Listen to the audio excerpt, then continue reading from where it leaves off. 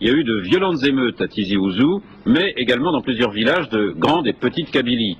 La presse officielle algérienne dénonce les provocations des exaltés qui ont voulu brûler le commissariat national du parti unique et plusieurs bâtiments publics.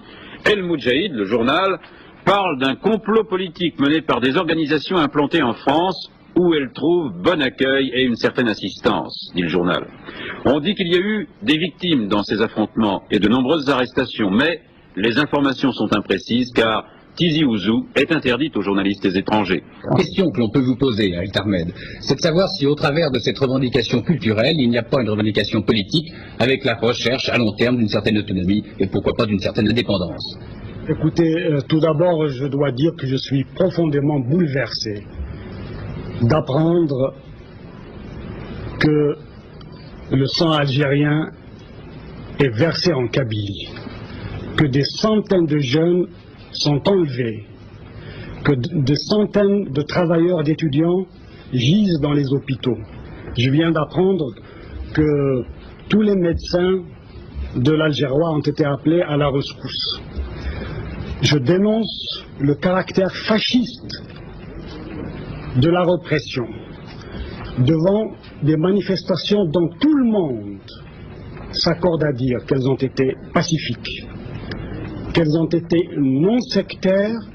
Nous avons assisté à un processus digne des méthodes staliniennes. On évacue les journalistes de la Kabylie, les témoins gênants, on téléguide des éditoriaux. Monsieur El Tarmed, est-ce que vous pouvez me répondre quand même? Est-ce que derrière cette revendication, il y a un but politique d'autonomie? Il est certain que la revendication culturelle en Kabylie s'inscrit dans l'ensemble des revendications sociales, politiques et culturelles de l'Algérie. Il n'y a jamais eu de revendication spécifique à la Kabylie. Si nous avons dénoncé le jacobinisme, la surbureaucratisation, c'est parce que nous considérions que le droit à l'autodétermination ne peut se réaliser sans une décentralisation, sans la possibilité pour les populations concernées d'édifier elles-mêmes les institutions culturelles, politiques et économiques de leur pays. Donc des revendications sociales, uniquement. Sociales et politiques, mais vous ne souhaitez pas un jour avoir plus d'autonomie, avoir, disons, un parlement kabyle. Vous savez, cela fait plus de 2 ans que nous faisons un travail de conscientisation en Algérie, où précisément, face à un univers de mythes, de slogans, je dirais, de tartufferie, qui a récupéré tous nos mots d'ordre, et tous les mots d'ordre socialistes et révolutionnaires, nous avons opposé les mots d'ordre d'autonomie personnelle, c'est-à-dire autonomie individuelle, droit de sûreté, dignité, respect de la personne humaine, autonomie locale, ce qui veut dire que le développement, nous le concevons à partir de la base, autonomie régionale. Parce que si nous sommes pour le régionalisme positif et démocratique, pour ramener le pouvoir au niveau populaire, nous dénonçons les régionalismes dont les appareils d'État sont devenus de véritables citadelles. Monsieur le gouvernement algérien vous accuse d'être manipulé par l'étranger.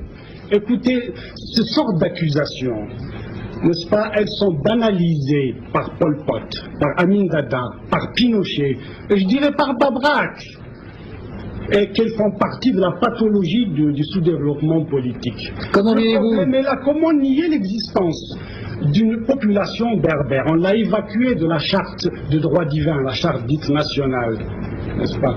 Comment nier l'existence d'une culture?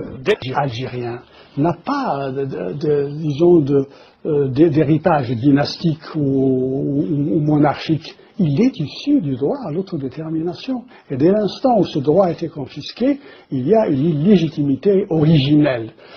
Et les conséquences de cela a été la confiscation de toutes les libertés d'expression, d'organisation, de participation aux Algériens et aux Algériennes. Le rêve des Algériens, c'était à la fois la liberté et l'égalité.